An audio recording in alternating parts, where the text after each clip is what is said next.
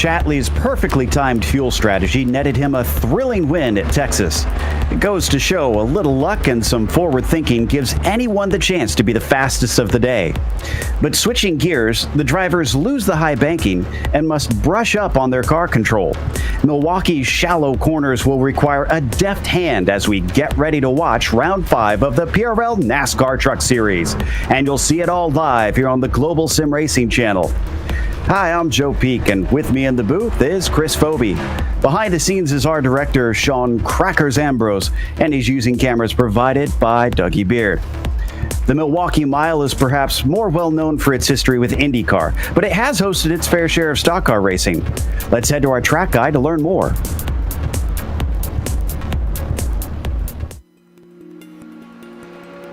Indianapolis, Daytona, Sebring, Watkins Glen, all legends of American racing, but cannot claim the title of the longest continually operating motorsports facility in the world. That distinction falls to the Milwaukee Mile, where we are today on GSRC. Having been going since 1903, it survived World War II by hosting local events, as it has since 2015, keeping that streak alive. This 1 mile oval is flat. Technically, the banking is at 9 degrees, but it certainly doesn't drive like it. Coming off the front stretch and into turn 1, it's a very shallow entry. You're trying to hit that apex and get around to the point that you can get back on the power again. That launches you off down the backstretch. Looking at Milwaukee from the top down, you'd think both ends are the same. Not so much. The entry into turn 3 is not as shallow and one of the better passing opportunities. Same thing applies to hit apex, get onto power, and watch out for that turn 4 wall. Another thing here is the very odd pit entry. It's one of the most challenging on any oval you'll find. It's well off turn 4 and more of a notch in the wall to get in there. Green flag stops can be, well, a nightmare. Everything except the NASCAR Cup Series has ran here. Indy cars of all generations, USAC midgets, sprints, and Silver Crown, late models, ARCA, NASCAR B Series, and NASCAR trucks have all had events here. Today on GSRC, the Milwaukee Mile rises up and presents a challenge it's known for. Who will take the trophy home in Wisconsin?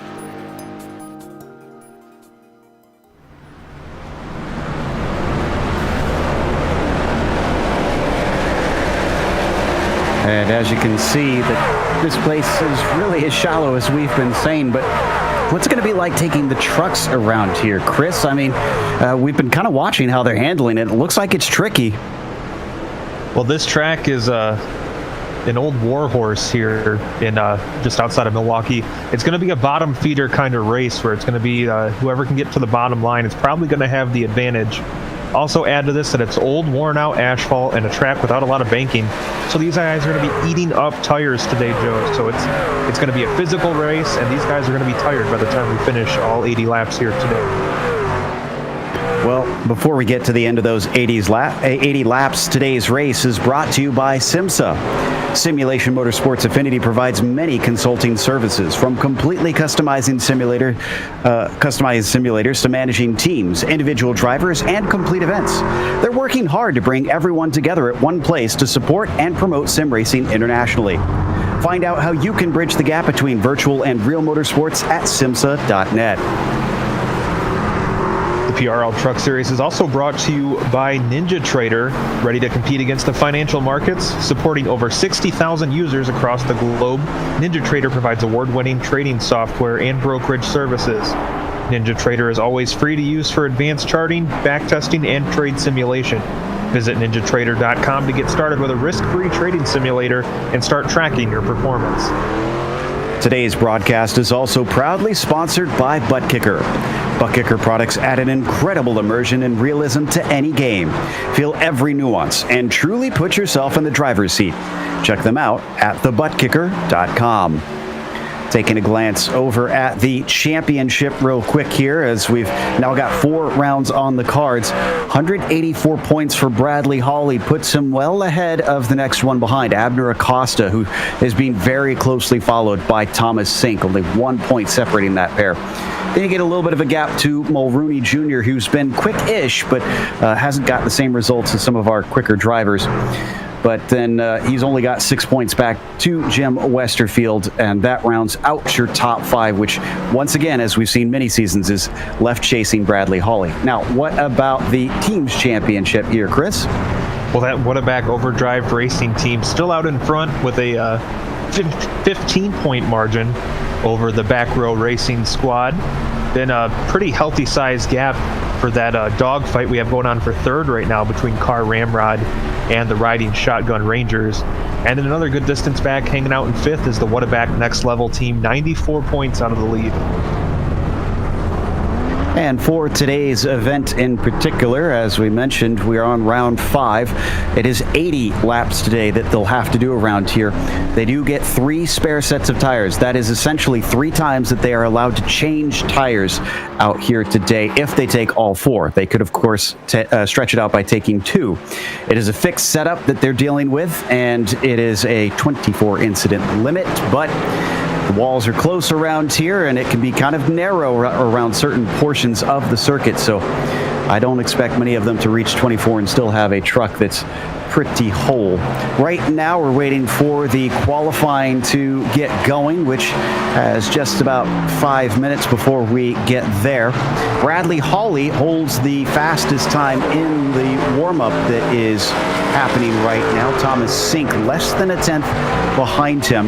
And then how about this? Brennan Chatley is backing up his performance. It's not just on pace of saving fuel that he's able to do well today. He's in third right now. Well, sometimes all it takes is a bit of good luck, and that can get the momentum rolling. And once you have that confidence on your back there, it's going to rocket strap you right to the moon. We were talking about how the cars are going to be handling out there. 103 degrees Fahrenheit on the track surface, which, considering this is mostly concrete, which doesn't usually get quite as hot, that seems like it's going to be rather slick out there. Yeah, it wouldn't surprise me. And keep in mind, this is a decently aged surface too. So you got to think with all that heat and all the oils and nastiness that just kind of accrue over the years, it's just not going to be very fun to drive on. So we now take a look at Doug Evans, who currently sits fourth, is actually tied with Brendan Chatley on time for that third position here in the warm-up. Obviously, you can't put too much into warm-up times. Some drivers are going for hot laps and some are just practicing race pace, but someone being that high up the order does give you a little bit of an eyebrow raise. Riding on board with Doug, coming around turns 3 and 4 and back onto the front stretch. Now, as he slaps the wall, and we're probably going to be seeing a lot of that as well here today as drivers try to get all the power coming off the corner. But I don't know if our audience noticed, Chris, that the pit entry as you're coming off of turn 4, it's almost, I mean, if you're not looking for it, you almost can't find it. Yeah, it's in the nicest of terms, we'll call it awful as far as finding the pit entrance. And not only that, you're coming right off of turn 4, so you got to get it slowed down. And you don't really have much time between being on the track and being in the pit lane. It's a really hectic pit road to find and get down to pit road speed for. We saw a good angle of it, as one of our drivers at least was trying to give some practice coming in under race pace, which will really be the defining factor. And then, of course, they have that unique exit here. They've got to stay on the apron. They can't go above that curbing until they get past that blue cone, or else you will see a penalty handed out to our drivers. They give it unsafe pit exit. Just about a minute left and we'll get started on the qualifying. Pretty big field here today too. It's only a mile circuit, 35 cars. Do you think if we get a long green flag run, it's going to be a hassle dealing with traffic, Chris? Oh, definitely. This is not a traffic-friendly course by any stretch of the imagination. And with such a big field getting spread out over a long green flag run, traffic is going to be a huge headache, and who wins this race could really come down to the person who navigates the traffic best. All right, well, we'll watch out for that. We do have one driver that's going to have a lot of traffic to pass, and that is Mark Kalin. Unfortunately, one of his incidents last round at Texas did net him an end of line for the start, so he will not be allowed to qualify. He'll probably be among the final 30, depending on if anybody else, of course, puts a qualifying lap in or fails to put a qualifying lap in here today, which they'll get 2 of in the qualifying session starting just now. As they switch over to that, I'm curious to see if we'll see the track temperature go down at all, as it does advance in time just ever so slightly. And that'll give us a second before it starts to update itself. We can see, nope, just about 1 degree cooler, unfortunately. So everybody is going to have to tiptoe around here and really try and find that knife's edge on this 1 mile circuit to get a fast lap. Now, it does look like there was a little bit of cloud cover over towards 3 and 4, so if that maintains, Joe, we might see some of these drivers come out earlier on in the session to try and get a lap in while the track may be a touch cooler. Colton Lane looks like he's going to be the first to start a time. He's on his warm-up lap right now, comes to take the green flag. And they each get the track to themselves in this qualifying. So this is a solo effort as he sends it down into 1 and 2. So far, so good. Looks like he's trying to diamond off that corner and slides it right up to the barrier, coming off onto the backstretch. Now, down into 3 and 4. Is he going to be just as smooth? I think this exit's going to be critical. Down towards the line. Looking picture perfect, the number 60. What time does he put on the board? A 29.939. Brandon Adams, the next one to get up there. And how about this? Already someone up and faster. Aaron Mulrooney has the provisional pole. Waiting for fast names like Sink and Hawley to get times, though. Brandon Walter and the 99 puts himself up into 5th with that first lap, as Kulhanek unfortunately finds himself turned around. So Matthew is going to have to go back in and start his qualifying over. One of his laps is now removed from his opportunity. It's like Danny Cervantes clocking in a 30.1. Looks like that's going to get him just in 7th place. Chatley's first timed lap was good enough for 5th position. Colton Lane's second lap, not an improvement. It looks like he'll stay put in 3rd. As we now look at Austin Hunter, 16th place driver, coming for that second time around. And it is a 30.2, 1/10 quicker. It does give him 1 spot. That'll put him into 15th. Looks like Abner Acosta knocking on the door of pole. Second quick so far. Yeah, but that was his second lap, so that's it for Acosta. He'll do no better than the outside of the front row. Adam Zemke heads up to 9th place. Bradley Hawley's just getting ready to start his first flying lap. The man leading the championship and many of those crowns under his belt is looking to snatch another bonus point here. And that's actually his first flying lap right now. A 29.8 will indeed put him on the pole. Very solid first lap from Holland. See, Daniel Knight is out there. Could he maybe try and deny Bradley? Knight comes across at 29.847. That's not going to be fast enough for pole, but it does put him into 3rd. In the meantime, Bradley Hawley on his second time around does not improve. So we look at Matthew Aubrey now. The 95 on his second time is 5/10 slower, well off of his pace. I'm watching Daniel Knight. The number 17 has about 1/2 tenth to make up, and he's not going to make it up. He stays in 3rd, unfortunately. Seems like a lot of these drivers struggling to make that second lap work for them. We're running out of time here. Less than a minute left to go.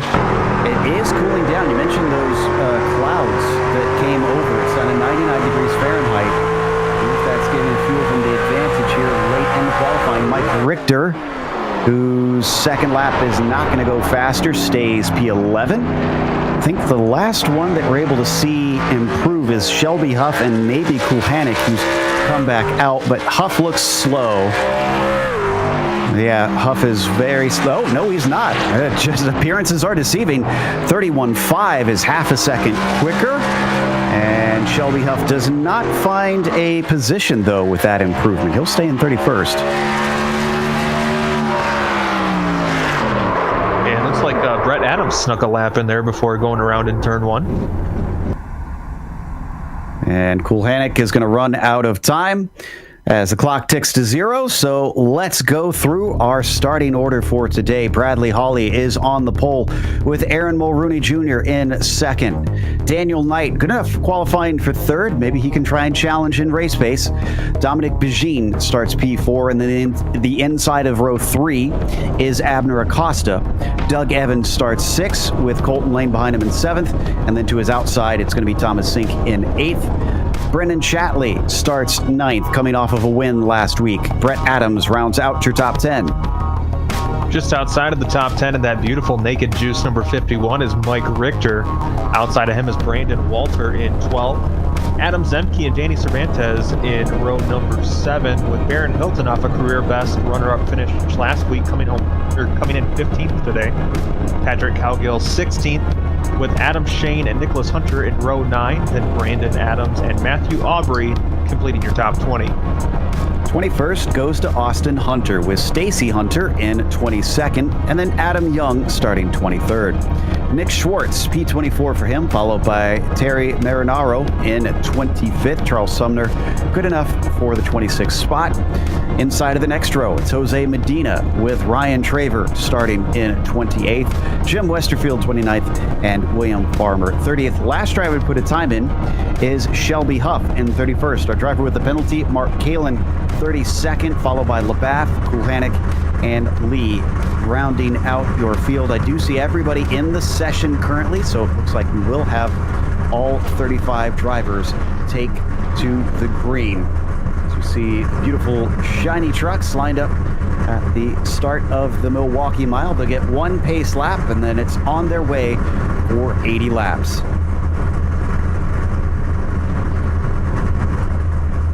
I gotta say, Joe, this is one of my all-time favorite tracks. I've had the pleasure of working here one time and thoroughly enjoyed just being immersed in the history that this track just radiates. The oldest continuously running racetrack in the United States, and it is just a one-of-a-kind facility. And if you ever do get the chance to go there, I recommend everybody make it a stop in the real-life race schedule at least once. They take off behind the pace truck. Mulrooney is going to be sizing up Hawley, trying to see if he can get that good start. Don't forget about Daniel Knight. I'm trying to think when the last time it was we saw Daniel Knight manage to beat Bradley Hawley. Used to be his main rival in many of these championships. Currently, Daniel is 6th in the points with a ways to go up to our leader. Just under 50 points to try and make up to him. So not impossible in the final half of the season, but really needs to start beating him on the track if he wants to make a challenge for the crown here in season 1 of 2021. Pace truck getting ready to peel off as Bradley Hawley leads them up. Should be a very short while, and yes, indeed, green flag waves almost immediately. Hawley is actually caught out as up in front of him. It looks like Mulrooney might be able to get around. No, he is going to have to try harder than that. Maybe coming off the corner, using the momentum. Since everybody's still getting up to speed, he's keeping the fight on side by side as well for his third behind them. Begin and Daniel Knight down into turn 3. He's finally going to have to give way, and in fact, it looks like Daniel Knight spies a chance to get into second. Well, Joe, coming into the corner hot, Dominic Begin almost got into the back of Mulrooney. He lost a bunch of ground trying to get the truck load up. Looks like he's going to hold him off. Mulrooney stays in second with Knight slotting into third. Oh, and we got a couple cars down low. Brett Adams, for some reason, on the warm-up lane and losing a lot of positions. The 23, there you see him finally getting back up to speed. I'll have to check on that later and see if we can figure out what caused him to be offline like that. Meanwhile, back up to our leaders. Bradley Hawley starting to stretch out to about 3/10 over Aaron Mulrooney Jr., where everybody behind is very much in a train. Yeah, Yeah, and keep in mind, this is probably a circumstance that favors Bradley Holly. In addition to starting up front, this is definitely a track that's suited for his driving style. He can really control the lead very well. This isn't a track where there's a lot of lanes to pass, so really he can plan himself up front and really control the pace of this race, which is the type of racing that Bradley Holly excels at. Daniel Knight just sent it in very, very hot as we watch from on board the 184. Caught up a lot of time to Mulrooney. Almost thought he was going to get into the back of the 14. Thankfully, did not touch him as they all swing it into 3 one more time. Tucking it just that little bit lower down to the rumble strips compared to Mulrooney. And as they exit off, he also takes it that little bit wider. It's amazing, Joe, how big of a difference you can make with your speed down the straightaways just by changing up the exit off the corner a little bit. It's very difficult to find the perfect exit that gets you a lot of speed down the straightaway, but it sure is easy to screw it up. So far, relatively calm start other than a few question marks on that first lap. They come off the corner. We got some side-by-side battling between Aubrey and Brett Adams. Brett trying to work his way back through. He's going to get 18th with that move. Oh, and down to the inside. Was that Knight getting touched? Well, it looked like Mulrooney left the door open pretty wide. Daniel Knight couldn't help but go for it. And by the time Daniel had his nose in there, Mulrooney was trying to shut the door. So it looks like a little bit of a missed opportunity there for Daniel Knight, and maybe some less than stellar peripheral awareness from Mulrooney. And then on top of that, that put Bajin right on top of Knight after it. Wow, yeah. He was thinking about it. And then Bajin rocked right up to that rear spoiler. Couldn't do anything with it. Definitely poked his nose in. Come back live. Because of that move, Holly's now a second ahead of Mulrooney. Knight falls back to about 6/10 behind our second place driver as they come on the front stretch once again. You can see just how much those trucks slide up to the outside. It's got to be scary how close they have to get to that outside wall.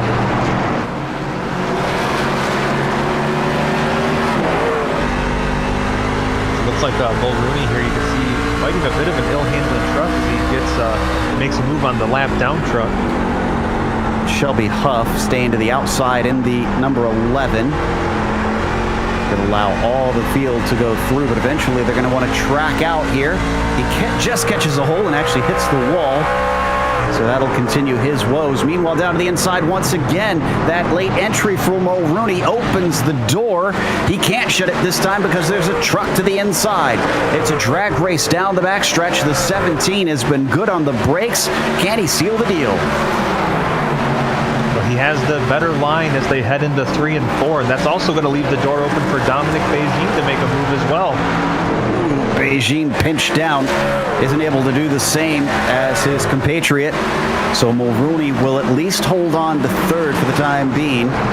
Dominic Beijing, though, will probably be taking notes after that one, thinking I could pull that move too if I just send it in right. Behind them, close fight going on between, oh no, excuse me, that's the lap truck of Huff again. Thought he was going to be overtaken by Sink, but that's not for position. It is a close battle, though. It is indeed, just nothing of note for right now. Already 10 laps into this 80-lap race, having some change of positions up towards the front of the field, but it's all playing into the hands of the 184, who you see way small up in the distance. A little bit of counter steering as we ride on board with Mulrooney. You were making note of that earlier, that the truck looks like it's already getting a little bit snappy. Yeah, you can see following along just a ton of steering input, just numerous little corrections. We got a caution. Nick Hunter, I think, is the one that brought this one out. It's the 109. Let's see if we can figure out. Oh, you know what? He got help big time. Brett Adams, who's been trying to make up for what we believe is a mistake by him on lap 2, is going to give him a little nudge. The 109 there of Hunter. Yeah, just as soon as he gets touched, that car gets sent off to the outside. Yeah, it's such a precarious spot to make any kind of contact, really. I mean, I can see definitely why the 23 made the move there. There was a little bit of room, and he got a run, but just the gap kind of closed up on him, and yeah, just a little bit of contact in that spot on the track when you're both under braking is just no good for anybody. Ooh, we have some front runners making some interesting pit calls. Look at this. Mulrooney is in. I see Colton Lane, I believe, in. Chatley is in there. Mike Richter, Hawley, Knight, Begine, Acosta, Evans, they stay out along with many others. First one out is the first one that came in, Aaron Mulrooney Jr. He gives up valuable track position, seems to favor tires right now. I don't know about this call, especially with how many did not pit. Yeah, I definitely have reservations about this strategy. This is a track that's really hard to pass on, and getting off sequence on the tires could definitely spell some struggles later on. So Mulrooney is now going to be our highest pitter after this sequence. And we had one driver, unfortunately, go completely around and miss his pit stall. William Farmer, I think, is going to have to fall to the back of the line if he decides he wants to come in. Yeah, Farmer is going to take a second go at things and give up a lot more track position, unfortunately, just to get himself some rubber. We're on board with Mulrooney, looking at all the drivers ahead of him, restarting in 19th. So Daniel Knight will restart on the outside of the front row, and it's Dominic Begine who has a good chance to maybe sneak into P2 on this restart. Yeah, this is probably one of my least favorite tracks to be outside of the front row on a restart. I mean, it's so hard to hang with the leader, and even if you're able to hang with them, it's next to impossible to pass, and it just leaves you wide open for third place to get you. Still need one more time around with the pace truck before we'll get going again. I think we've got one driver getting a lucky dog currently. It looks to be, I'm guessing, Huff. Yep, indeed. Shelby Huff is weaving his way through, which means we should be going double file this time by.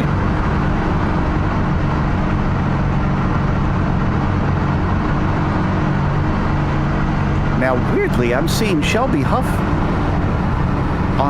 in first on my timing and scoring. I'm hoping this is just some sort of error, because if he's being waved up the lead, and I'm pretty certain he was a lap down as well. Yeah, if that's the case, then that would make him the luckiest dog.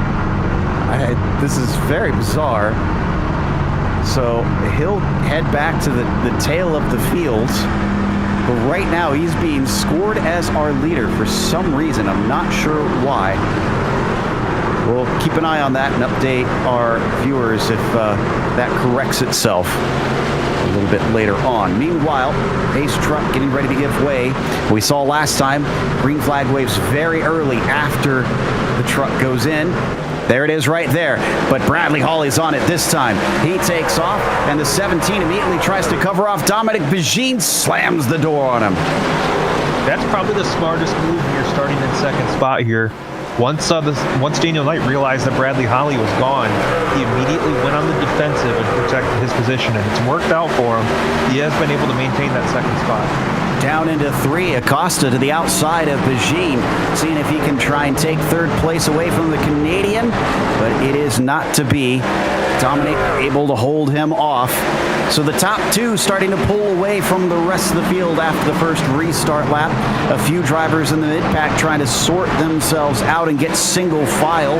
Otherwise, all the way back to about 8th place have already gone to one line. Yeah, it would not surprise me at all to see this run here be a bit of a patience game. People take it maybe a little bit easier than we saw in the opening few laps. Unfortunately, the temperature has been going up to 106 degrees Fahrenheit currently. Now, Shelby Huff is in pit lane, so that will definitely hand back positions, but he was continually scored in the lead for some reason. As up at the front, we watch from Bradley Hawley looking back at Daniel Knight's number 17, still trailing him Now, where is our top driver with new tires? Aaron Mulrooney Jr. up into 13th right now, and everybody fans out in front of him. That's Mulrooney. You can see him popping to the inside, thinking about overtaking Adam Young. Young's going to stay to the outside, give the space now that he's got the overlap, and he's got the better grip as well. So Adam Young falls back to 13th as Mulrooney's going to get 2. He's going to get to the inside of Shane as well. The number 65, another of our riding shotgun cars. This is looking good. I think now that the tires are coming up to temperature, the 14 has got a rocket ship. Yeah, those new tires make a huge difference here on this old track surface. Already up to P11. Remember, he restarted in 19th. So big gains in just 2 laps for him. Really putting a number of drivers offline, including Brett Adams, who was actually looking like he was finally getting back to where he should have been after he lost positions on lap 2. But he's going to lose a few more because of the 14 putting him off. Meanwhile, on the back of Mark Kalin, what a climb this has been for the 62. Not being allowed to qualify with his penalty, up to 9th place, but he's going to get demoted here in a moment, down to 10th. There goes the number 14. At this rate, it's looking likely that he could head up and challenge Bradley Hawley. He definitely is showing the pace to do it right now. So despite our doubts, that pit stop looking like the right thing to do. It is hard to pass here, but when you got that fresh rubber, it is paying all kinds of dividends. He is now up to 8th place, having overtaken Patrick Cowgill as well. Next on his list is Brandon Walter. Yeah, just looking at the most recent lap time, I mean, Mulrooney's last lap was 3/10 quicker almost than Brandon Walter. As he's trying to pass cars on top of it. So yeah, this is looking very much in favor of Mulrooney. Hawley currently only 3.8 seconds ahead of Mulrooney. He now disposes, or excuse me, that was Colton Lane disposing of Brandon Walter as well. Yeah, Hawley was a 10th quicker than Mulrooney, but Mulrooney was actively passing trucks while Hawley's had a clear track, so he is definitely on a rail right now. We've got a caution. Is this Cervantes? I think it is. The 25 potentially. He's slow on the inside. Well, there was a 3 wide in front of him. I think he checked up and got booted from behind. Mike Richter, I believe, and the 51 is going to give him a big punch to the rear. Kind of don't blame him for slowing up into the corner, seeing that in front of him, though. Yeah, 3 wide does not normally work in Milwaukee, but it's normally the people that are involved in the 3 wide that end up having the issue. We're going to watch one more look at it from above. Oh, and he's trying, wow, big checkup from the 51 too. Seeing the car that he just spun, trying to keep from getting involved in his own mess. Thankfully missed it, but just because he didn't suffer here doesn't mean he won't suffer later on, as that could net him a penalty for next round.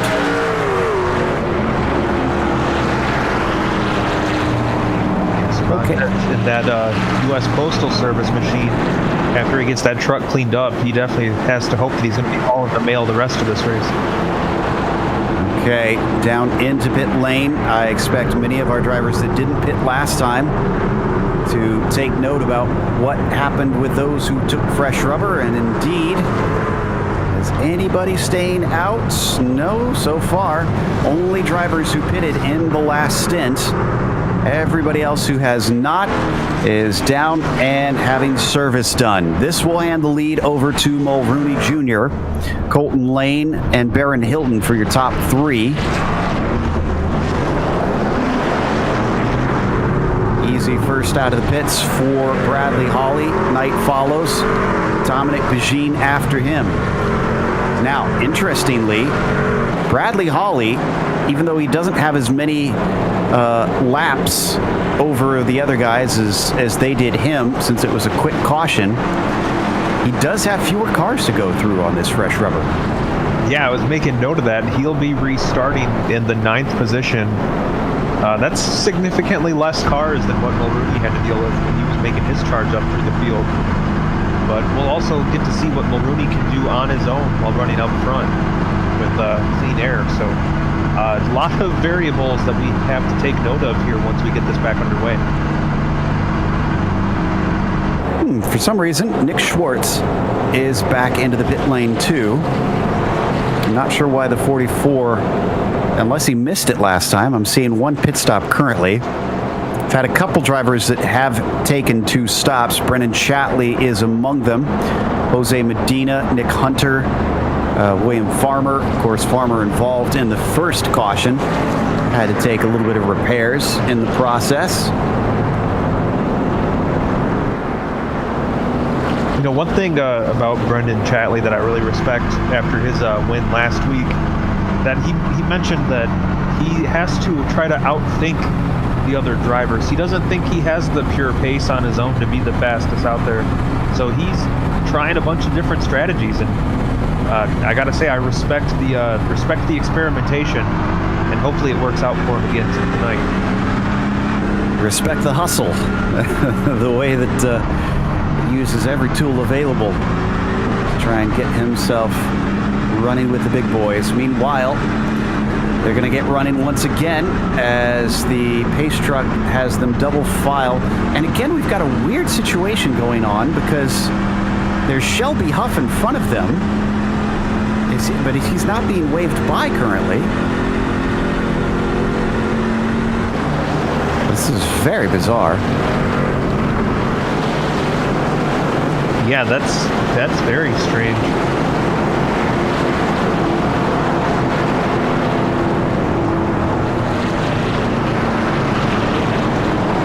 All right, so as they get ready for the green, it'll be given to Mulrooney, who will take the restart. Are they going to easily breeze by Huff, or how are we handling this? Green flag is out. Accelerate away. He's going to try and pull low for them to get through, but that actually checks them up. He doesn't pull low enough. Mulrooney still retains the top spot with the inside lane, trying to shoot off the corner, though. They almost come together. They managed to keep from spinning out, but behind them, don't forget about Mike Richter in third. He has got a huge launch, starts to approach, but runs out of straightaway. Yeah, Shelby Huff there in an absolute no-win situation. He's doing the best he can to get out of the way, and just the weird quirk on the restart there just made things difficult for everybody. Simke still in a battle for 5th place with Bradley Holly around his outside. Holly up 4 spots essentially in 1 lap on that restart, and already trying to get himself up into 4th place. He now goes to the inside of Baron Hilton. Makes it look easy breaking into turn 3. I think the lead's going to be back in the hands of the 184 in short notice. I think that may be a safe bet, Joe. He is looking bad fast right now as he gets to the inside of the 51 of Richter. That'll put him back on the podium. Richter can't do much about that one. Next up is Colton Lane in the red, white, and blue 60 car. Oh, he's way wide off the corner compared to the likes of Bradley Holly. All that extra grip giving him choice of wherever he wants to put that thing. So the 184 now up into 2nd place in just 3 laps. 4 laps is all it's going to take, apparently, unless he's run out of tire already, to get back to the front from 9th on the grid. So this strategy call is looking just a little bit better for the time being. Yeah, Mulrooney was able to get the track position, but Holly just looks like he's found another gear with those fresh tires. It is going to be a tough challenge for Mulrooney to try to hold off Bradley Holly. Up and out of turn 2. Holly's looking to the inside. Mulrooney, half-hearted defense, almost pinches him down, and the caution comes out. Who is going to get the lead out of that? I'm trying to see also who caused it. I'm not seeing. Let's see. Oh, I think I found it. Looks like Shelby Huff. Oh. Shelby Huff in the number 11. He's going to get a 3-wide situation with Cowgill and Adams. And it unfortunately involves a couple trucks in the process.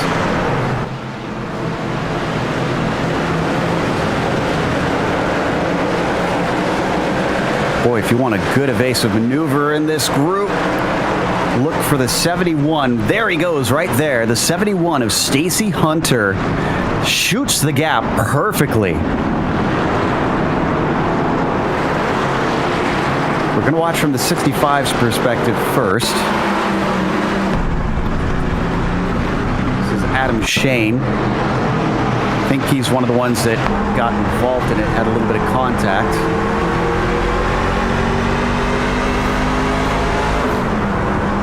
Yeah. Ooh, maybe he got away with it without any touch. 71, of course, also doing a good job just kind of tiptoeing his way by. Here's Hunter's perspective. Woo! Beautiful job. Yeah, that could have definitely split the difference there, and that must have been one of those moments where you just close your eyes and hope for the best. So a number of great calls that prevented it from being a much bigger wreck because they had a lot of the field coming up behind them for sure. That could have wound up as a big one. All right, who is coming into pit this time? That's the question. Didn't have too many laps under green, and remember, they only get 3 sets. Mulrooney thinks it's worth it. He's coming in, but nobody else so far. He's a lone wolf. Ooh, this is looking really bad for Mulrooney.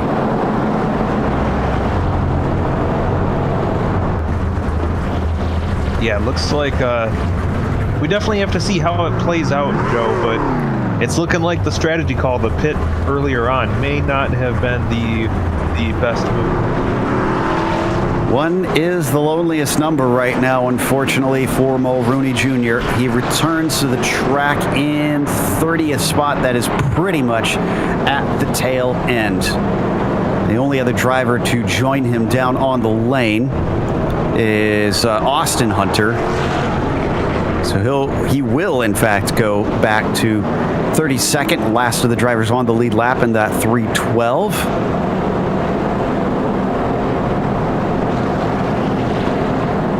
Some fascinating stuff going on out here. As the sun comes back out, track cooled down slightly to 103 degrees Fahrenheit.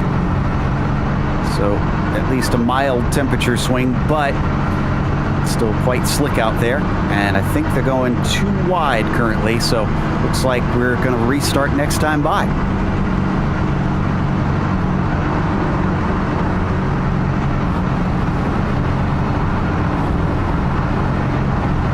Close to that halfway point. So drivers who have been managing the tires, giving themselves plenty of fresh ones for the end. Almost wonder, especially since we've been getting caution in the tires, giving themselves plenty of fresh ones for the end. 13 laps or so here, Chris. Yeah. If we get a few towards the end, that means those who have saved tires are going to be sitting pretty. Yeah, you got to think we're not even halfway yet, and we have people that are already down 2 sets of tires. Okay, what's Bradley Holly got on this restart? Pace truck ducks in. Holly is off. Pagine tries to cover off Daniel Knight, but Daniel's got already a little bit of an overlap down into the first corner. And he looks like he might be able to overtake. Dominic Pagine trying to power his way around the outside, and it's just not there. Daniel Knight with a savvy move on the restart, getting himself into the second spot. Battle between Chatley and Sink for 5th place as well behind them. Abner Acosta running a pretty solid race back there in the 4th position as well, Joe. You have to think this is the kind of track that would suit Abner's road racing type of background, because a lot of this track, I should say, is outbraking your opposition going into the corner. Yeah, reminds me of Seabass over in the IndyCar series. He won here once, noting that his experience on the road courses definitely helped him around here. So we ride on board with Acosta, looking ahead at Bijin. Not much distancing between the trucks here on these first couple laps. Everybody maybe starting to pace themselves on the restarts, trying to manage the tires to the end. Yeah, I think these drivers have definitely seen how important the tires are going to be to the survival in this race, and definitely going to want to be on the saving end of those as we get deeper into this run. You know, it just occurred to me, though, Mulrooney pitted, and if it stays green to the end, we could have a situation like last week where he's able to make it on fuel and others aren't. That's a pretty big if, given the way this race has played out, but stranger things have happened in this series before. Absolutely. So we saw a little side-by-side. That was between Kalen and Evans. That's for 7th position. Just inside the top 10. They're also being joined by Brandon Walter. And in fact, Walter is going to be able to get by Evans. That's the pink truck, the 41 of Doug Evans, who now falls to 9th place, and one more coming through. Adam Shane in the right-in shotgun, number 65. He's on the outside line, and right now he's being freight trained. The outside groove is not where you want to be at this track. It is definitely not a 2-lane racetrack. Finally manages to get down to the bottom just before Adam Young is able to overtake him. A lot of swapping around there for poor Doug Evans. Oh, but he's going to try and get to the inside once again, and we got a caution, though. Oh, big one. Danny Cervantes involved again. And more trucks are coming into him as they try to avoid one final hit. This one just kept going and going. It looks like it starts with Nick Hunter. Oh no, he's going to glitch into the wall here. You're going to see him, unfortunately, just kind of catch it. It snags the truck, and then everybody coming upon him has no way to avoid.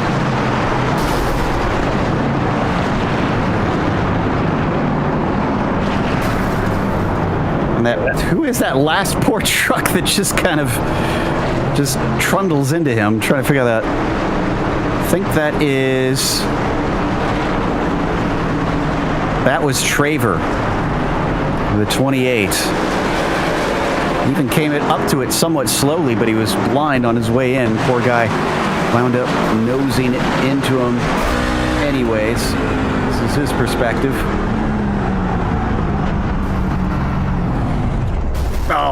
Oh no. Delivered right into the hands of where he didn't want him to be. And another interesting call here. Brennan Shatley stays out. Holly's in. Knight, Bijin, Acosta, Sink, Walter. Colton Lane stays out. Baron Hilton stays out. Charles Sumner. And naturally, Mulrooney stays out.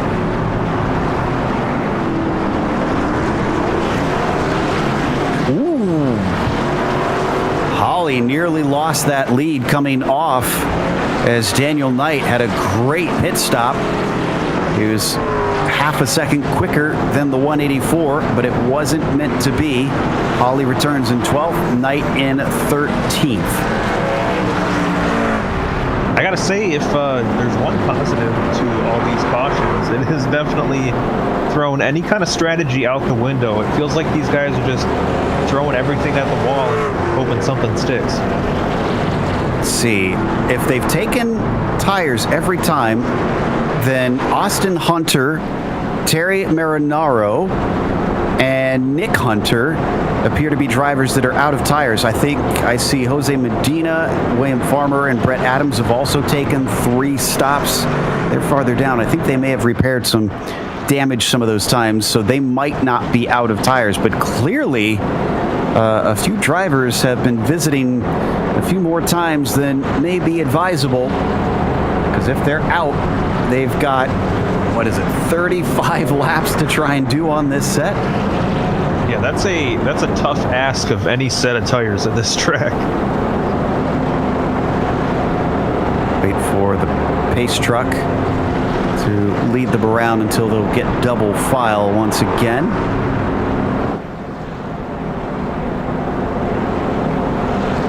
Of course, we saw Bradley Hawley last time restarting in a similar position, 9 trucks ahead of him, and he was up and fighting for the lead quite quickly.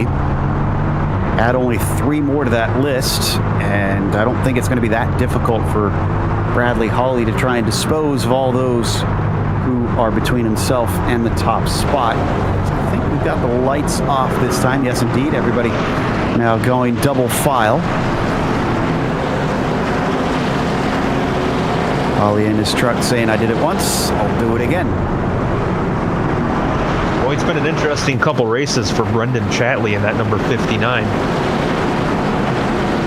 Yeah, I suspect he's pulling a similar move once again. Like you said, he had mentioned in his interview last time, he has to try and take these alternate strategies just to see if he can get some sort of advantage over everybody else and maybe steal a win. You never know. His tires are 21 laps old, though, so they are getting up there as the pace truck is about to release him. There it goes. Green flag is out. He's off. Good start from the number 59 as the 60 of Colton Lane is able to fend off Baron Hilton behind him. He'll hold on to second. Mulrooney Jr. and the inside of Charles Sumner retains P4. Everybody behind, a mix of tires, some old, some new. And they are all jumbled up on their way into turn 3. Yeah, there's a lot of different agendas at play here right now, Joe. These guys are, well, it's going to take them a little bit to get this sorted out, but I am excited to see how this will play out in the closing laps of this race. 5 positions in 1 lap for Bradley Hawley. He's already up to 7th place. He is looking good. But if we get another caution, that'll interrupt him for sure. Meanwhile, we're watching from Chatley, looking back, and if you peek around the inside there, you can see side by side between Mulrooney and Hilton. I think Aaron might be able to get this one done. He's got the overlap down into the first corner as they chuck it in. Yep, he is fully through. That's going to break him into the podium spots, Joe. Just a couple trucks left in front of him, and Mulrooney is driving like a man on a mission right now. Ryan Traver, unfortunately, has blown his engine. Wonder if that's related to him getting into the back, or into the side of the USPS truck. And you can see just managed to get into the pit lane. So no caution. Doesn't involve anybody else. Meanwhile, Dominic Begin, who's been in some nice fights, just ahead of a side-by-side battle between Acosta and Sumner. Begin is one of those drivers, Joe, that I think really needs just a good, solid, clean finish. He won that opening round at Legacy, Michigan, but has had absolutely garbage luck since that race. If he can just get one race in where things go his way, I think we could see a whole new Dominic Begin in the last half of the season. Battle for third because Bradley Hawley has already caught up to Mulrooney. This time the 14 really has no answer. He comes around the outside. Oh, and unfortunately for him, the 17 of Daniel Knight has already managed to sneak underneath him. So there's another position that's going to scamper away. And we've got a caution again. This is, I see Marinaro involved. Yeah, looks like Marinaro and Westerfield, the 35 and the 88. They're going to be the ones involved here. Nick Schwartz did a great job avoiding it. You're going to see him on the outside in the 44. A little bit of a tip down into turn 3 sends Marinaro up to the outside, trying to hold on to it, but that rear end is not savable.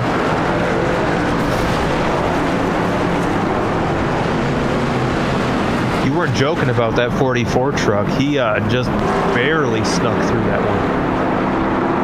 Chatley's got to give up the ghost now. He is down on pit lane. But we have seen that those extra laps on the tires do allow you to get to move forward quite quickly. The question is, how many cars is he going to have to overtake as that rescue racing truck goes down off the jacks for the right side, goes up on the left side, and it's going to be the entire field, unfortunately, as they're already all by. Hunter, Hilton, Schwartz are all in. Marinero also pitted to get his damage repaired. Well, like you said, Joe, you got to respect the hustle with Brendan Chatley. He's not afraid to try something different to take advantage of the pit situation. And sometimes it works out, as we saw last week, but unfortunately, when you're making bold moves, it doesn't always work out the way you hope. He's got about 9 or 10 laps over most of the field now.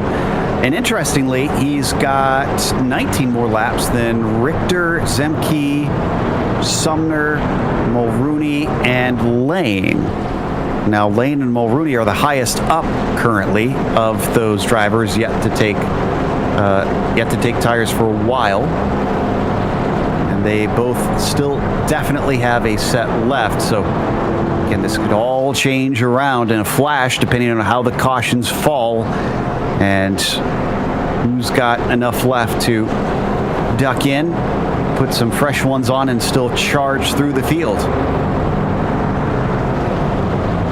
I'm really interested to see how Bradley Holly try to combine drivers there. How Bradley Holly does starting in that second position, Joe. It has not worked out well for anybody so far today, but he's got a bit of a tire advantage, and he's pretty good at those restarts. So I'm really excited to see how this one's going to play out and what Colton Lane can do to try to keep that top spot.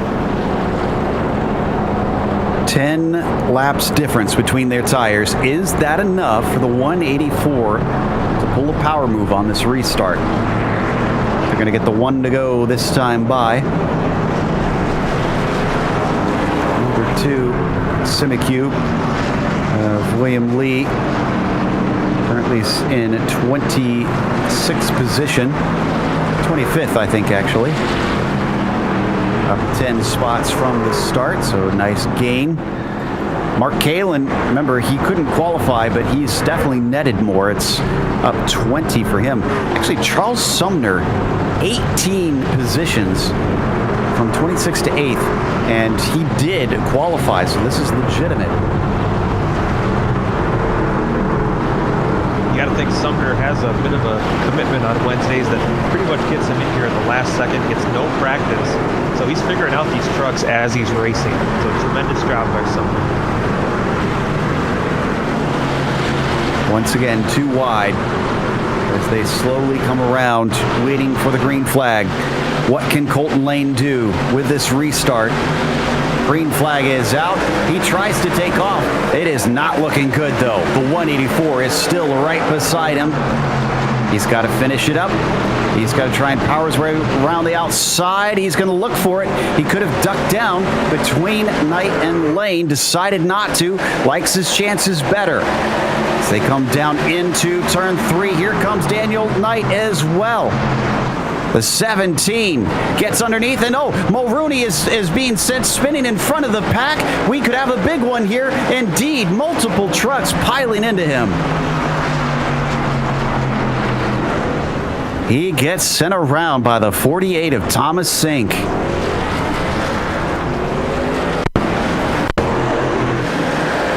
that is just a terrible break for Mulrooney. Wow, great avoidance on this. Watch the green truck of Kalin. Woo, just up and around the outside. The 62, I think if he did get touched, it was the lightest of scrapes, but he once again has brought himself up to the very back, now up into the top 10 with this move. This is Zemke's perspective.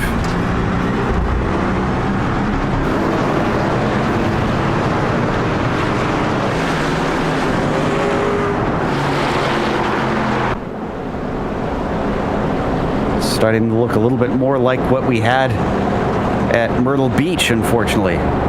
Something about these M tracks.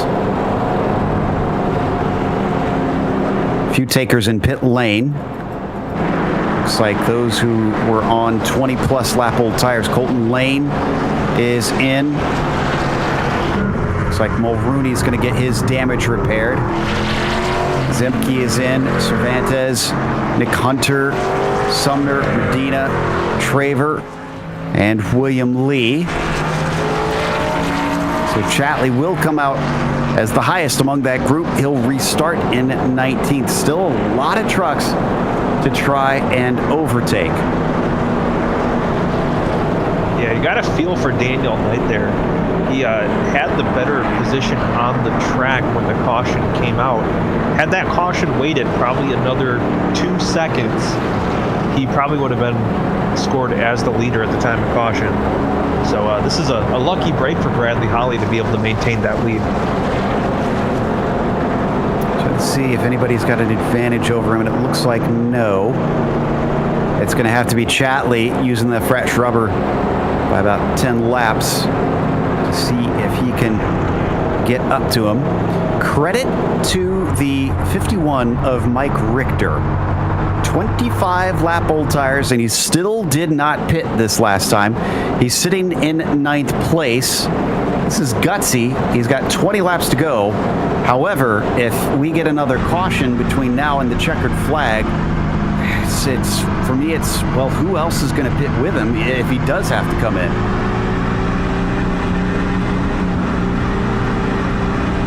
The answer is very few, I think.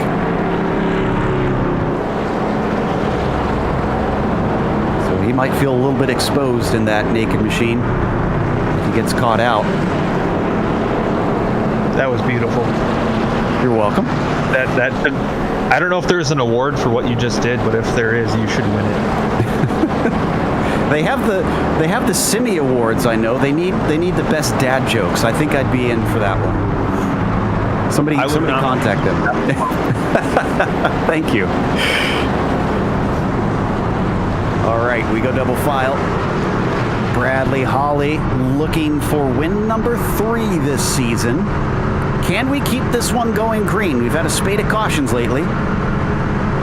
Daniel Knight looks like he's hungry today to try and deny him, starting it from 3rd on the grid. And he's been staying with that number 184 for much of the race, making sure that he is honest.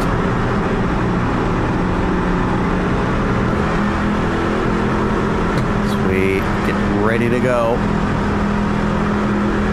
Bradley Holly going to be given control as the Porsche, or the iRacing pace truck. I'm used to the Porsche pace car. Lets them go. Great start there from Bradley Holly, easily into the lead.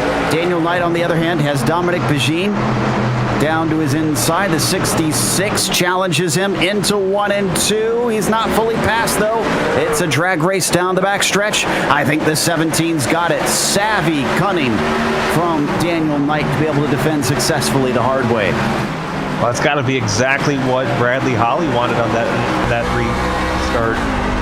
Keeping the trucks behind him busy allows him a chance to pull out to a bit of a lead. Single file now for our top 10 into the first 2 corners once more. We're going to see them settle out this time. Maybe keep from bringing out another caution. I am seeing some close racing in the middle of the pack, but otherwise, everyone seems to be kind of working it out. The 60 of Colton Lane up to 19th, whereas Brendan Chatley's up to 17th.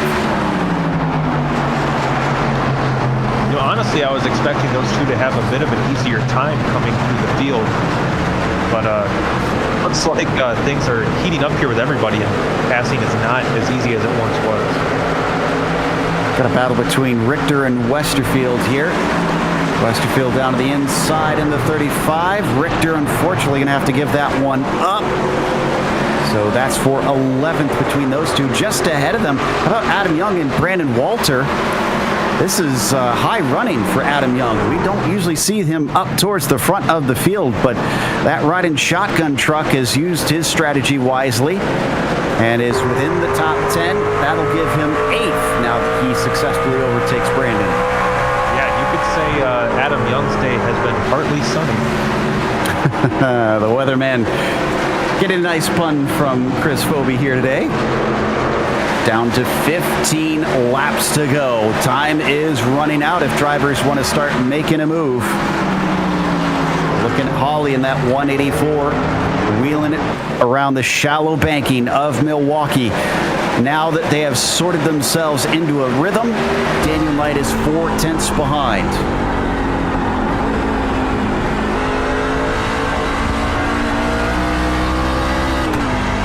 Daniel Knight's got a lot of work ahead of him if he wants to cut down the speed and make a move. If anyone can do it, it's a motivated Daniel Knight. He has shown in season past he's properly motivated. Daniel Knight is as quick as anybody out in this field.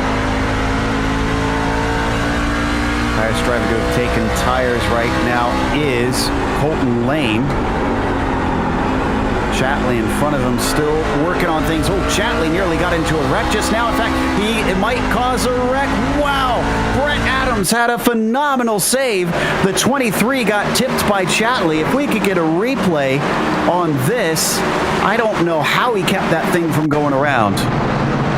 Yeah, I caught the end of that one out of the corner of my eye, but that 23 truck had no business not wrecking there, but tremendous save by Adams there. See, he tries to cover it off late, and then he gets a touch almost into the grass, somehow shoots the gap between the other trucks, sends it into a nice drift, and winds up just continually casually continuing on. Look at that.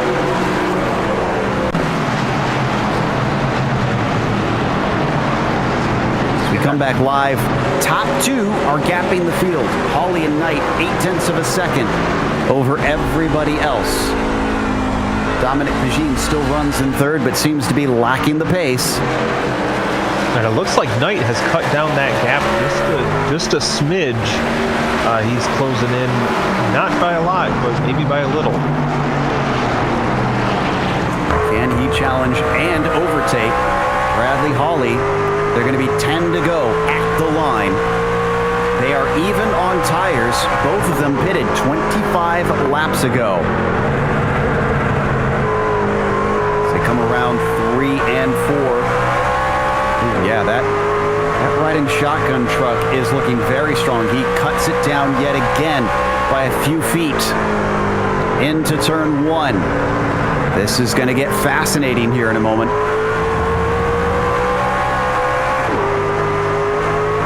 Daniel Knight is a driver that, again, in these must-win situations, he gives no quarter, peeks to the inside. Holly going to cover him off that time. But the 17 of Daniel Knight showing his intentions there, Joe. A couple weeks ago, we had a spectacular short track race with the street stocks at South Boston. I'm wondering if we're getting a repeat here with the trucks. Is he going to try and move them? Here he goes. He gives them a little hello. I think Daniel Knight is in the mood for the chrome horn.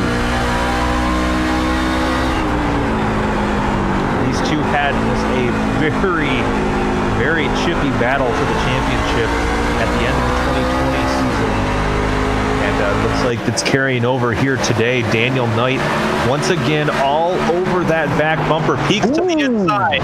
Ooh, and that is a near miss from the 184 of Holly. Shuts the door on him. Bradley Holly has no interest in trying to make room for the 17. As they go by lap traffic, that's Sumner. And then it's going to be Shelby Huff who stays up high. That was the first go. So what does Knight do this time? Does he try to send it in again, or does he look to launch it off the exit of the corner? 7 laps left now. You got to think, too, there's a lot of frustration behind the wheel of the 17 in this race. There's a couple different times where he could have been in a position to take the lead, and circumstances just didn't quite fall his way. So there's definitely going to be a chip on his shoulder as we get into the waning laps of this race.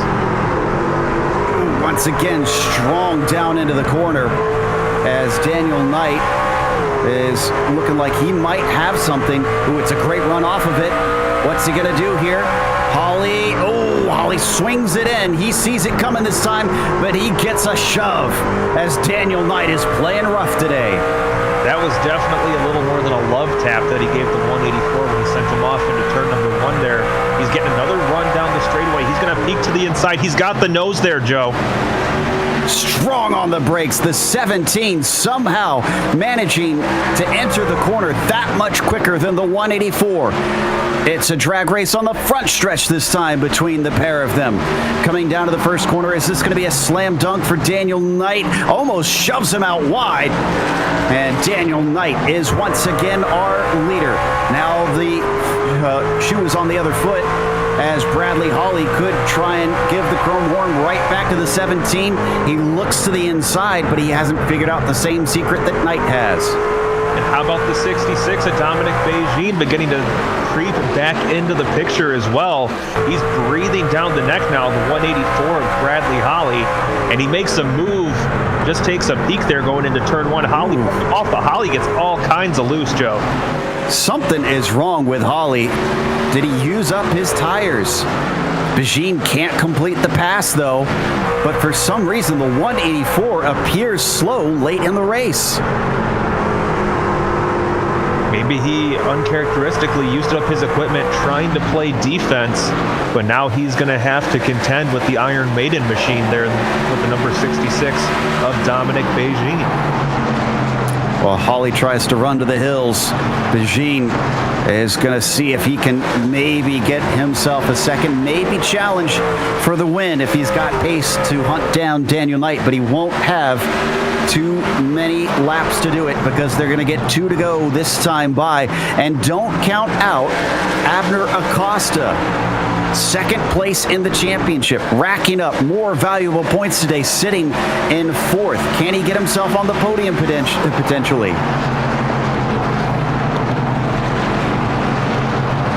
In the meantime, Joe, Daniel Knight has gone on a bit of a evening cruise, jumping out to a almost 0.8 of a second advantage. And it's got to be nice for Knight to be able to catch his breath after such an intense battle there. And now we'll be coming down to the white flag here in just a moment. Knight is yet to win a race this season. Halfway through, he is on the verge of claiming his first one in 2021. Final lap. White flag is out for our leaders. Somehow, Bradley Hawley has prevented Beijing from getting by him. He's got the car under control now, and I don't think the Canadian is able to overtake the Texan the way things are going. Meanwhile, the Carolina driver, Daniel Knight, comes out of the final corner and takes the victory here today at Milwaukee. Hawley takes second. Beijing gonna claim a well-earned third, redeeming himself from some bad races. Acosta with a 4th place. And how about Thomas Sink rounding out your top 5? Behind them, everybody else coming across the line. In the end, we had 28 trucks still on the lead lap. Great stuff, considering how many cautions we had around here. That brings us to a quick break here on the Global Sim Racing channel.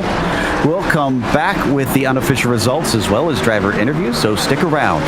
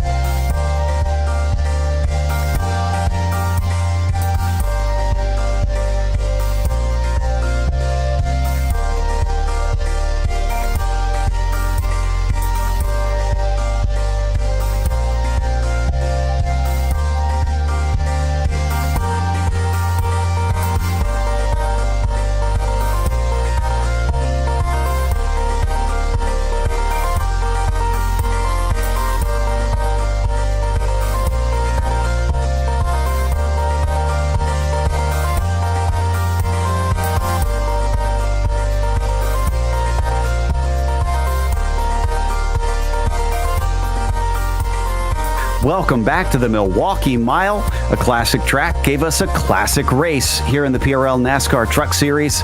Round 5 was won by Daniel Knight.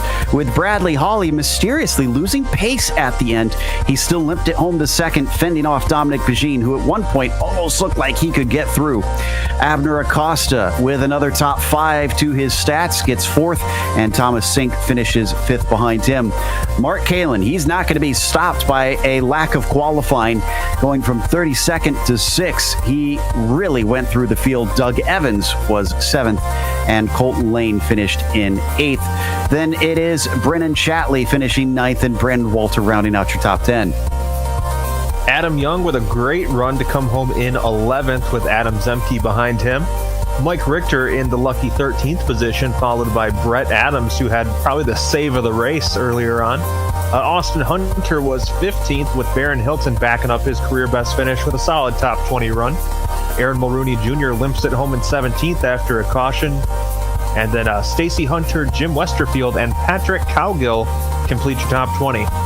21st goes to John LaBaff, with 22nd to Adam Shane. Terry Marinaro finished 23rd, followed by Jose Medina in 24th and William Farmer in 25th. Then it's Matthew Aubrey behind him in the 26th spot, Nick Schwartz in the 27th, and last driver in the lead lap was Brandon Adams in 28th. William Lee, Shelby Huff, both finished behind the lead lap, first 1 lap and second lap down each, 5 laps down for Charles Sumner, and then you get to the DNFs, Hunter, Traver, Cervantes, and Kulhanek. We have our winner ready to talk to us, Daniel Knight, with the victory here today. Daniel, congratulations. We're trying to figure out if it was tire related there at the end. Maybe you can shed some light on things. Did you save your stuff there for the end, because you made it look easy getting by Bradley? I mean, I did a little bit, but I generally don't. I'm not able to save. I can't even talk right now. My adrenaline's still going. I generally don't save enough to get by Bradley, but I had a little strategy at the start. I bumped my brake bias way back, so I abused the rears more than the front. So that might have done it. But once I figured I could get to him and got into a rhythm, then that just became that's all I was focused on, was hitting my line and trying to get as close to him as I could. Speaking of the brake bias, that was my other thought. You looked incredible into the corners under braking in that last stint. Did you shift the brake bias back forward then so that you could try and overtake him? Because there was a few times I couldn't believe how deep you could take it. No, I pretty much left it where it was. I bumped it up a little bit on the starts on cold tires just so I didn't, do something dumb and spin myself out into the corner. But it was after that pretty much set where it was at the start of the race. So I just hit a good rhythm where I was able to get to the truck to set and kind of float down into the corner. And I was surprised too at how much speed I was carrying into there. It caught me off guard a couple times, but I'm just glad I finally got one done. Absolutely. And we did hear from Chris that last season things got a little chippy between you and Bradley Hawley. There were a few touches, it seemed, late in the race. Were any thoughts of using the chrome horn in there to maybe kind of shove him out of the way? I thought about it. I feel like he knew that I had a little better tires or was better on entry, and he was doing an awesome job of defending his line. And there were a couple times when I thought I had an opportunity and fell for it and almost got into trouble. But no, I don't like moving people out of the way. Any contact is generally just because I overstep my own talent levels and make a mistake. So I was happy to be able to get by him without hopefully making him too mad. All right. Well, thanks for putting on a great show. Congratulations, and feel free to thank anybody you'd like. Yeah, all the riding shotgun guys, the guys at PRL and GSRC for making this a fun league and an awesome broadcast, and Bradley for being my marker week in and week out to better myself and being an awesome guy to race against. That was our winner, Daniel Knight, taking his F-150 to victory lane today. Meanwhile, Chris Phoebe has caught up with second place finisher Bradley Hawley. Well, Bradley, another great run for you here today. Looked like the truck maybe started to slip away from you there at the end. Can you tell us about those closing laps? Yeah, a little bit. I pretty much cooked the tires on that last run, so Daniel did a much better job at saving his stuff a little bit and got by me and got the win. Now this looked like a pretty challenging track for you guys. It's not one that we get to race on super often. What's your impressions of this Milwaukee Mile? It's different. The corners aren't exactly symmetrical, I guess you could say, and so it makes it a little different. You can take different lines and try to get different runs in or out of the corners. All right, so obviously a pretty solid day for your championship hopes. So how do you feel heading into next week's race? I feel good. It's as long as I can keep doing this, try to stay consistent and try to stay up front. All right, Bradley, and anybody you want to thank that helped make this race possible for you? Yeah, I'd like to thank you guys for broadcasting us week in and week out. Definitely the Waterback guys for practicing, figuring out what we need to do to be up front and all that. North Star Title for sponsoring me, and the PRL. All right, well, thanks for joining us, Bradley. Congratulations again on a solid run. Back to you, Joe. That brings us to our third place finisher, Dominic Begin, who claims another podium for this season. Dom, it looked like you had that thing hooked up today because you were up towards the front pretty much the whole time.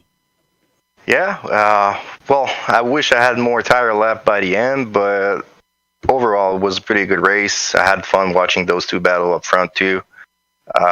Just a tire management issue, I think, at the end. I was just about to ask, it looked like you almost thought you could do the same thing that Daniel did. Do you think it's the tires, the only thing that stopped you from managing to sneak through past Brad?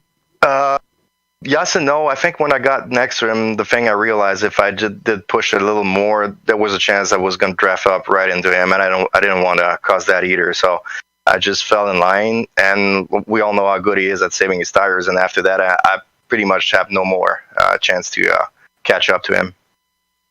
Well, I'm sure some of the audience might be a little sick of hearing about tires this much. It was very hot out on the track, and we noticed a lot of different strategies between drivers on when to come pit amongst the plethora of cautions today. What was your thought process and why you pitted when you did? To be honest, I was following the leaders, the same three guys. We were pitting pretty much all the time together, and that made it pretty much interesting because every time there was a group of people that were going to pit, the other group would not, and so on. Every time there was a caution, that made it interesting to drive by the field after that. A little messy at times, but it was fun to drive through that whole crowd of people there. It looked like a lot of fun today. And again, congratulations on a top three. Is there anybody you'd like to thank for being able to spray the champagne today? Yeah, my teammate Matt and Bill. Of course, you guys for putting this on. And as always, the PRL League. That was Dominic Begin, our third place finisher. And finally, we have Chris ready to talk to a driver that didn't quite make the top five, but I think deserves a pat on the back. Mark Kalin with a sixth. Hey, well, guys, Mark, how y'all doing?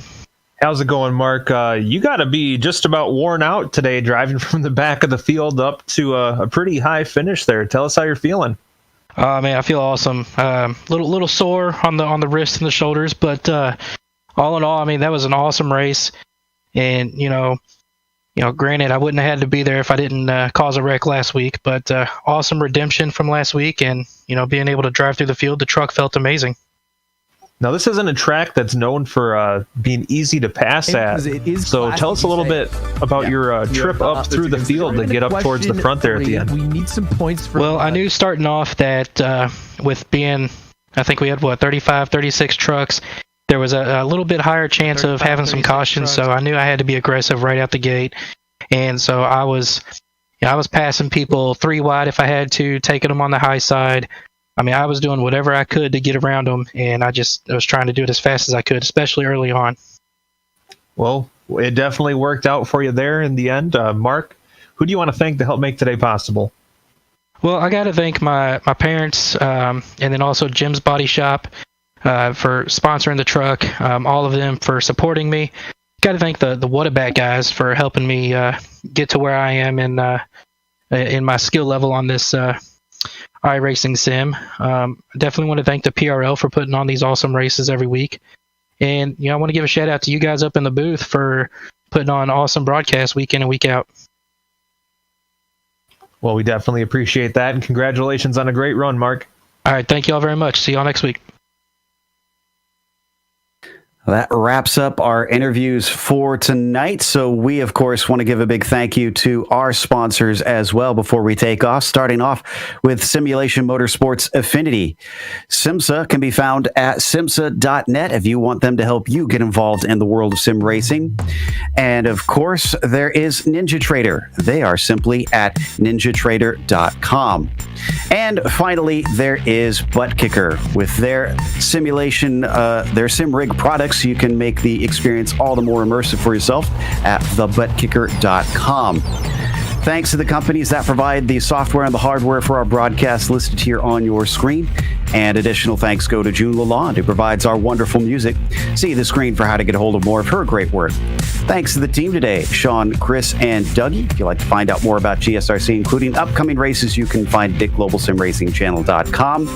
And our social media includes Twitter at GSR Channel, Facebook at Global Sim Racing Channel, and Instagram at GSRC_Cram. Don't forget to head on over to our YouTube page and hit that big red button to subscribe so you don't miss a moment here on GSRC. It is going to be an interesting one next week. Not a track that we see the trucks at often. USA Speedway. That'll be Wednesday, February 3rd at 9 p.m. Eastern. But we have upcoming races for other series listed on the screen, so check those out and mark them down on your calendar. Until next time, though, race clean, race hard. We'll see you on the track.